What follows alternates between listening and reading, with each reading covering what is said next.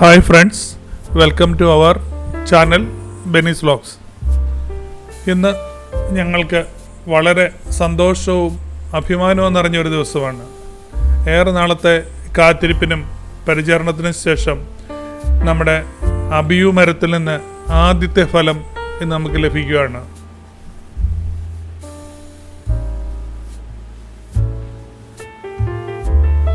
ഇവിടെ കാണുന്ന ഈ മനോഹരമായ മഞ്ഞ നിറമുള്ള ഫലം, ഇത് ഈ മരത്തിൻ്റെ ആദ്യ സമ്മാനമാണ്. ഒരു ചെറിയ തൈയായി നട്ടതിൽ നിന്ന് ഇന്ന് ആദ്യ വിളവിലേക്ക് എത്തിയത് വലിയ ഒരു അനുഭവമാണ്.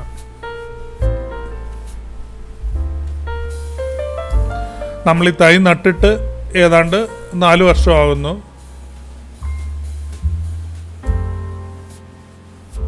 ഒരു തെങ്ങിൻ്റെ അടുത്താണ് നട്ടിരിക്കുന്നത്. അതുകൊണ്ടുള്ളൊരു തെങ്ങിൻ്റെ ഒരു ചോലയുണ്ട്. എന്നാലും ഇഷ്ടം നിറയെ ശിഖരങ്ങളും നന്നായിട്ട് വളർന്നു വന്നിട്ടുണ്ട്. ഹോം ഗ്രൗണ്ടിൻ്റെ തൈ ലോക്കൽ നഴ്സറിയിൽ നിന്ന് വാങ്ങിച്ച് നട്ടതാണ്. ഹോം ഗ്രൗണ്ടിൻ്റെ ഈ അബിയു മരങ്ങൾ കായ്ക്കാൻ അല്പം ലേറ്റ് ആകും എന്ന ഒരു വലിയ വസ്തുതയാണ്. നമ്മളിപ്പം 2-3 വർഷമായിട്ട് ഇതിങ്ങനെ പൂക്കുന്നുണ്ടെങ്കിലും ഇത്തവണയും ആദ്യമേ നമ്മൾ കാ പിടിച്ച് അറിഞ്ഞിരുന്നില്ല. നിറയും പൂത്തിരുന്നു, പക്ഷേ കായൊന്നും പിടിച്ചായിട്ട് കണ്ടില്ല. അങ്ങനെ ഇരിക്കുമ്പോഴാണ് ഒരു കായ് ഇങ്ങനെ പതിയെ മഞ്ഞ നിറത്തിലേക്ക് മാറിയപ്പോഴാണ് നമ്മൾ ശ്രദ്ധിക്കുന്നത്. അബിയുപ്പഴം, അതിൻ്റെ മൃദുവായ തൊലി, ക്രീമി പോലുള്ള മധുരമുള്ള ഉൾഭാഗം എന്നിവയ്ക്കാണ് പ്രസിദ്ധം. ആദ്യ ഫലം പറിക്കുന്ന ഈ നിമിഷം ഓരോ കർഷകനും ഏറെ അഭിമാനത്തോടെ ഓർക്കുന്ന ഒരു മുഹൂർത്തമാണ്.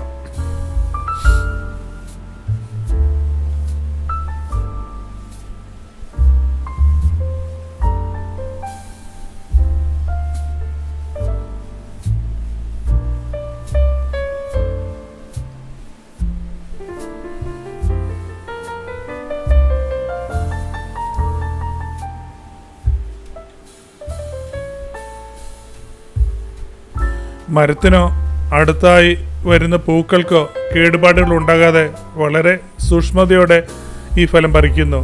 ഈ ആദ്യ ഫലം ഈ മരം മണ്ണിനെയും കാലാവസ്ഥയെയും പരിചരണത്തെയും സ്വീകരിച്ചുവെന്ന് നമ്മോട് പറയുന്നു. നിറവും അതിൻ്റെ വലിപ്പവും നോക്കൂ. പൂർണ്ണമായി പാകമായ ഫലം. കൃഷിയുടെ സൗന്ദര്യം ഇതുപോലുള്ള നിമിഷങ്ങളിലാണ്.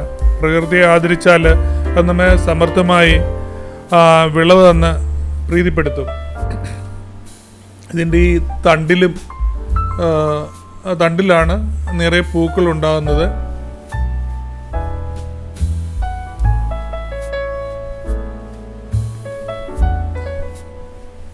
ചെറിയ പൂക്കളുണ്ടാകുന്ന ആ തണ്ടൽ കാണാം. ചെറിയ കുഞ്ഞ് പൂക്കളുണ്ടായ തണ്ടലുണ്ട്.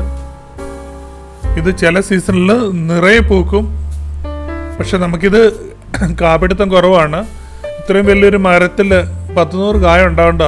പക്ഷെ നമ്മുടെ ഈ ഹോം ഗ്രൗണ്ടിൻ്റെ ഇനം പൊതുവെ അറിയപ്പെടുന്ന കുറച്ച് വലിപ്പമുണ്ട്, പക്ഷെ എണ്ണം കുറവായിരിക്കും എന്നുള്ളതാണ്. അബിയു തന്നെ പല ടൈപ്പുണ്ട്. വലിപ്പം കുറഞ്ഞിട്ട് കൂടുതൽ എണ്ണമുള്ള ടൈപ്പുണ്ട്. അതുകൂടാതെ വലിപ്പം കൂടി എണ്ണം കുറയുന്നുണ്ട്. പക്ഷെ ഇനി അടുത്തടുത്ത വർഷങ്ങളിൽ കൂടുതൽ എണ്ണം പിടിക്കുമെന്ന് നമ്മൾ കരുതുന്നു. അതിൻ്റെ ആ ഒരു സ്വർണ്ണ വർണ്ണ കളർ ഒന്ന് നോക്കൂ, എത്ര മനോഹരമാണെന്ന് നോക്കൂ.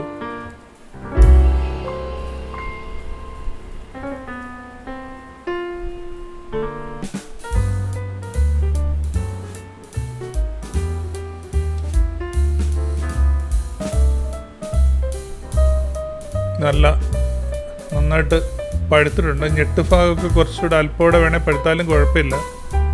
ആദ്യത്തെ ആയതുകൊണ്ട് ഇനി വല്ല പക്ഷികൾ കൊത്തുവോ എന്നൊരു സംശയം കൊണ്ട് പറിച്ചതേ ഉള്ളൂ. അല്ല 2 ദിവസം കൂടെ ഇട്ടിട്ട് പറിക്കാമായിരുന്നു.